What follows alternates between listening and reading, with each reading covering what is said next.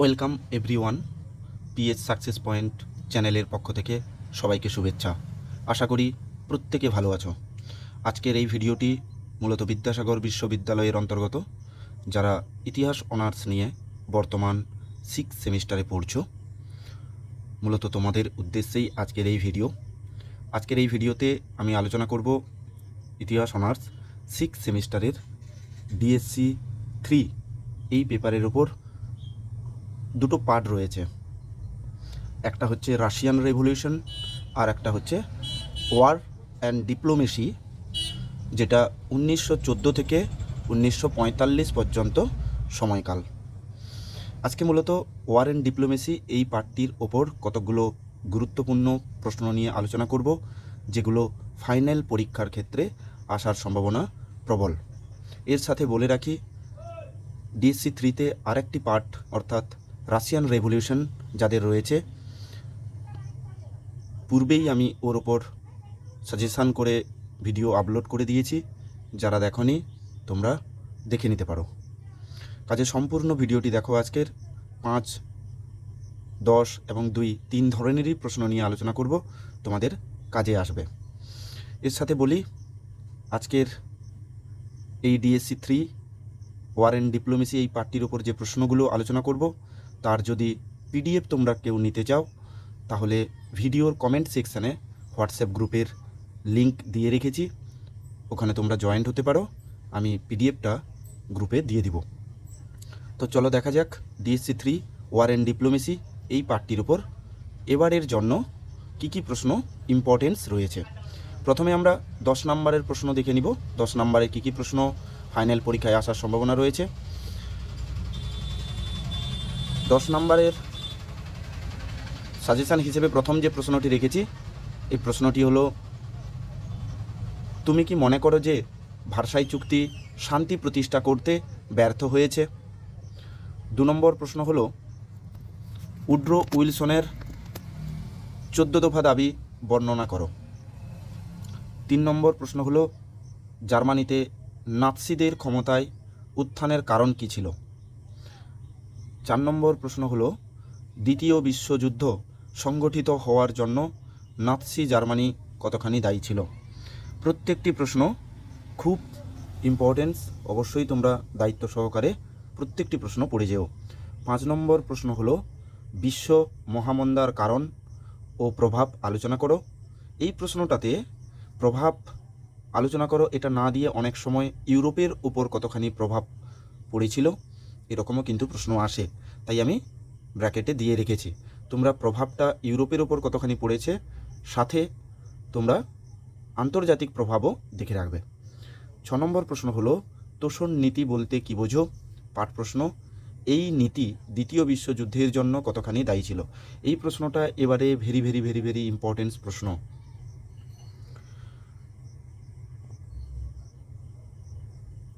7 নম্বর প্রশ্ন হলো, দ্বিতীয় বিশ্বযুদ্ধে অক্ষশক্তির পরাজয়ের কারণগুলি বিশ্লেষণ করো।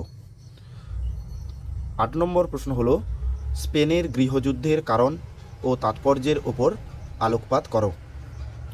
9 নম্বর প্রশ্ন হলো, মিউনিক চুক্তির প্রেক্ষাপট ও তাৎপর্য আলোচনা করো।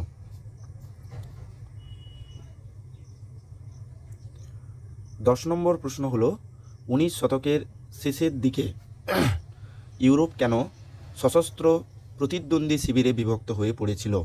এই প্রশ্নটিও কিন্তু ভীষণ ইম্পর্ট্যান্ট। মিউনিক চুক্তি, সশস্ত্র প্রতিদ্বন্দ্বী শিবিরে বিভক্ত হয়ে পড়েছিল কেন? 11 নম্বর প্রশ্ন হলো, প্রথম বিশ্বযুদ্ধের জন্য জার্মানি কতখানি দায়ী ছিল? 12 নম্বর প্রশ্ন হলো, 1921 খ্রিস্টাব্দে ওয়াশিংটন সম্মেলনের কারণ ও তার প্রভাব আলোচনা করো। আমি ডিএসসি 3 ওয়ার অ্যান্ড ডিপ্লোমেসি এই পার্টটা থেকে 10 নম্বরের 12টি প্রশ্ন দিয়েছি। প্রত্যেকটি প্রশ্ন ভীষণ ইম্পর্টেন্ট, অবশ্যই তোমরা দায়িত্ব সহকারে পড়ে যেও। অনেক সময় 10-এ যেগুলো দিয়েছি সেগুলো 5-এ চলে আসতে পারে, তাই একবার হলেও প্রত্যেকটি প্রশ্ন পড়ে যেও। এরপরে আমরা 5 নম্বরের কী কী প্রশ্ন ইম্পর্টেন্স রয়েছে সেগুলো একবার দেখে নেব। 5 নম্বরের সাজেশান হিসেবে প্রথম যে প্রশ্নটি রেখেছি তা হলো, লিগ অব নেশনস প্রতিষ্ঠার উদ্দেশ্য কী ছিল? পাঠ প্রশ্ন, কেন লিগ অব নেশনস ব্যর্থ হয়েছিল? এটা লিগ অব নেশন না দিয়ে অনেক সময় জাতিসংঘ প্রতিষ্ঠার উদ্দেশ্য ও তার ব্যর্থতার কারণ এরকম দিয়ে দেয়। 2 নম্বর প্রশ্ন হলো ডাওয়েস পরিকল্পনার তাৎপর্য কী ছিল। 3 নম্বর প্রশ্ন হলো লেনিনের নতুন অর্থনৈতিক নীতি বা এনইপি কী ছিল। 4 নম্বর প্রশ্ন হলো ইতালিতে ফ্যাসিবাদের উত্থানের কারণ কী ছিল।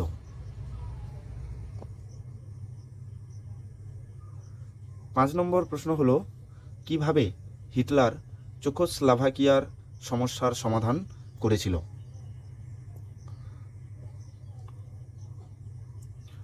6 নম্বর প্রশ্ন হলো 1939 খ্রিস্টাব্দের রুশ জার্মান অনাক্রমণ চুক্তির গুরুত্ব আলোচনা করো।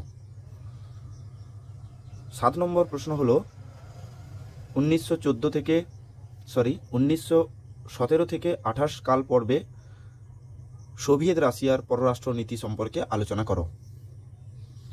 8 নম্বর প্রশ্ন হলো কেন দ্বিতীয় বিশ্বযুদ্ধের পূর্বে রোম, বার্লিন, টোকিও অক্ষ চুক্তি স্বাক্ষরিত বা গঠন হয়েছিল। 9 নম্বর প্রশ্ন হলো প্রথম বিশ্বযুদ্ধে কেন মিত্রশক্তি সফল হয়েছিল। 10 নম্বর প্রশ্ন হলো ফ্যাসিবাদী ইতালির পররাষ্ট্র নীতি আলোচনা করো।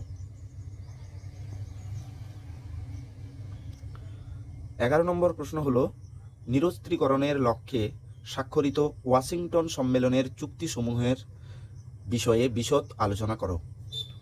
12 নম্বর প্রশ্ন হলো লোকার্নো চুক্তির প্রেক্ষাপট ও তাৎপর্য আলোচনা করো।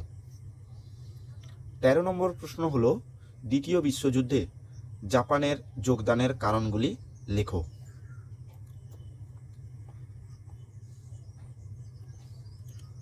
14 দাগে কয়েকটা টিকা দিয়েছি, প্রত্যেকটা ইম্পর্টেন্স। প্রথম যেটি দিয়েছি সেটা হলো জাপানের মাঞ্চুরিয়া আক্রমণ। 2 নম্বর হলো ইতালির আবিসিনিয়া আক্রমণ। 3 নম্বর লেনিনের এপ্রিল থিসিস। 4 নম্বর হলো কেল্লাব্রিয়ার চুক্তি। 5 নম্বর হলো ইয়ং পরিকল্পনা। এই কয়েকটি টিকা দিয়েছি, অর্থাৎ টোটাল 5 নম্বরের সাজেশান হিসেবে আমি 14টি দাগ রেখেছি।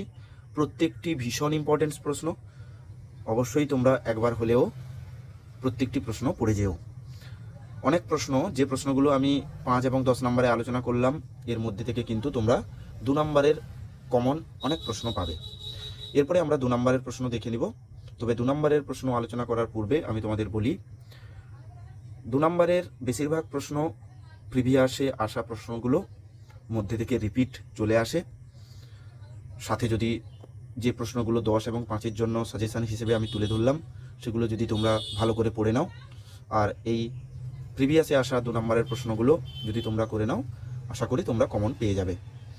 2022, 23 এবং 24-এ আসা প্রশ্নগুলো সাজেশান হিসেবে আমি রেখেছি।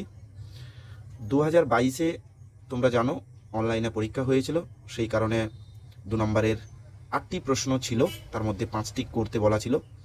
যে প্রশ্নগুলো 22-এ এসেছিল সেই প্রশ্নগুলো আমরা একে একে দেখে নেব। 2 নম্বরের প্রথম যে প্রশ্নটি ছিল 2022-এ, ওয়েমার প্রজাতন্ত্র কেন প্রতিষ্ঠা হয়েছিল। 2 নম্বর প্রশ্ন হচ্ছে ব্রেস্টা লিটভস সন্ধির প্রধান শর্তগুলির উপর আলোকপাত করো। 3 নম্বর প্রশ্ন ছিল অ্যাংলো জার্মান নৌ চুক্তি কাদের মধ্যে স্বাক্ষরিত হয় এবং কত সালে। 4 নম্বর প্রশ্ন ছিল এনইপি বা নব অর্থনৈতিক নীতির ওপর একটি সংক্ষিপ্ত টিকা লেখো।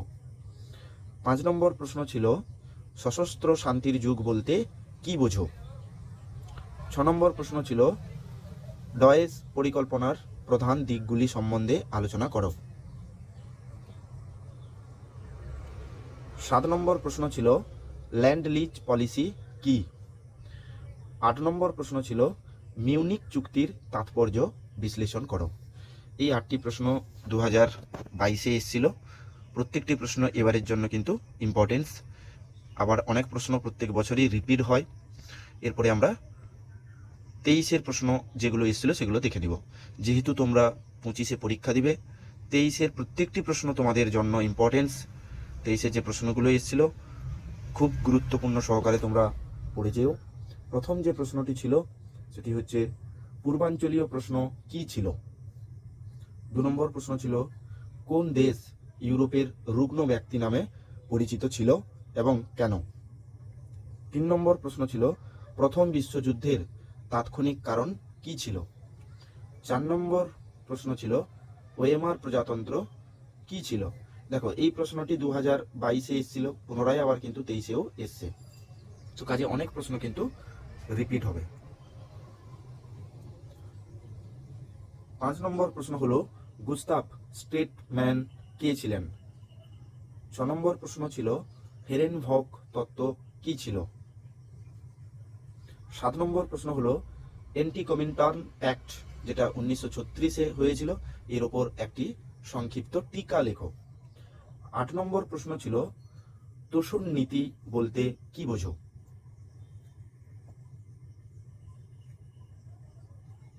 9 নম্বর প্রশ্ন ছিল মিউনিক চুক্তির ওপর একটি সংক্ষিপ্ত টিকা লেখো। 10 নম্বর প্রশ্ন হলো দ্বিতীয় বিশ্বযুদ্ধের তাৎক্ষণিক কারণ কি ছিল। দেখো প্রথম বিশ্বযুদ্ধের তাৎক্ষণিক কারণও এসেছিল আর দ্বিতীয় বিশ্বযুদ্ধের তাৎক্ষণিক কারণও এসেছিল 23-এ, সুতরাং দুটো তাৎক্ষণিক কারণ আর দুটো বিশ্বযুদ্ধ কিন্তু 24 সালে বড় প্রশ্ন চলে এসছে, সুতরাং তাৎক্ষণিক কারণগুলো কিন্তু মোস্ট ইম্পর্টেন্ট। 11 নম্বর প্রশ্ন হলো ল্যান্ড লিজ অ্যাক্ট কি। এই প্রশ্নটাও 22-এ এসেছিল, আবার 23-এ দিয়েছে। 12 দাগের প্রশ্ন হলো পার্ল হারবার ঘটনা কি ছিল। 13 দাগের প্রশ্ন ছিল ডি ডে কি।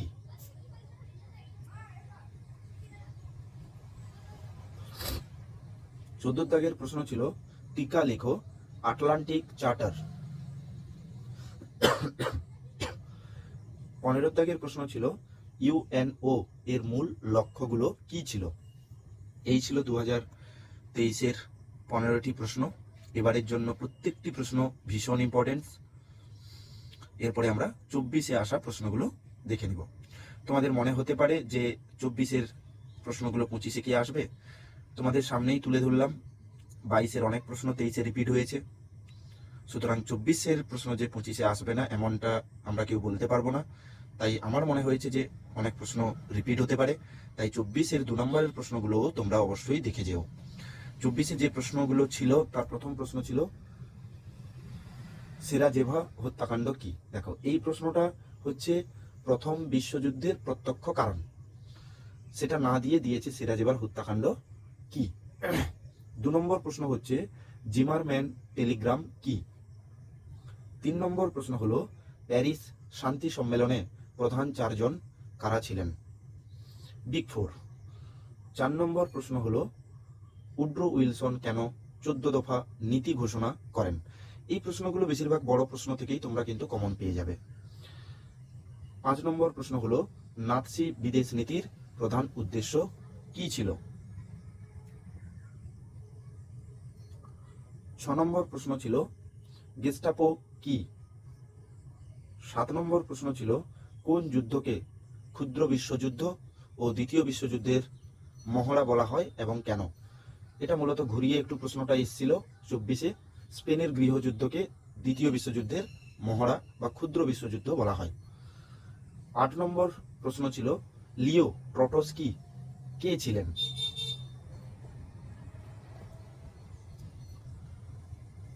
9 নম্বর প্রশ্ন হলো কিভাবে রোম বার্লিন টোকিও অক্ষশক্তি গড়ে ওঠে। 10 নম্বর প্রশ্ন হলো মিউনিক চুক্তি কবে কাদের মধ্যে স্বাক্ষরিত হয়। দেখো এই প্রশ্নগুলো মিউনিক চুক্তি বলো, রোম বার্লিন টোকিও অক্ষশক্তি বলো, এগুলো বড় প্রশ্নও রয়েছে। বড়গুলো যদি তোমরা ভালো করে পড়ে নাও তাহলে কিন্তু এই 2 নম্বরের প্রশ্নগুলো ওখান থেকে তোমাদের তৈরি হয়ে যাবে। 11 নম্বর যে প্রশ্ন ছিল ইয়াল্টা সম্মেলনের উদ্দেশ্য কি ছিল। 12 নম্বর প্রশ্ন ছিল জেনেভা প্রোটোকল কি। 13 নম্বর প্রশ্ন ছিল তেহরান সম্মেলনে কারা মিলিত হন। 14 নম্বর প্রশ্ন ছিল ইস্পাতের চুক্তি কবে কাদের মধ্যে স্বাক্ষরিত হয়। 15 নম্বর প্রশ্ন ছিল আন্তর্জাতিক বিচারালয় কবে কাদের মধ্যে স্থাপিত হয়েছিল। এই ছিল 24 সালের 15টি প্রশ্ন।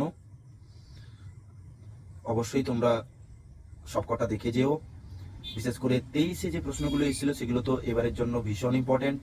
22, 23 এছাড়া বড় প্রশ্ন যেগুলো দিয়েছি সেগুলো যদি তোমরা করে নাও, তার মধ্যে থেকে অনেক প্রশ্ন 2 নম্বরের কমন পেয়ে যাবে। তাও যদি তোমাদের কারোর কোনো সমস্যা থেকে থাকে তোমরা কমেন্ট সেকশানে জানাতে পারো। এছাড়া এই নাম্বারে তোমরা হোয়াটসঅ্যাপ করে জানাতে পারো, আমি চেষ্টা করব তোমাদের ওই সমস্যাগুলো সমাধান করে দেওয়ার জন্য। পিএস সাকসেস পয়েন্ট চ্যানেলের পক্ষ থেকে সবাইকে শুভেচ্ছা। সবাই ভালো থেকো, মন দিয়ে পড়াশোনা করো।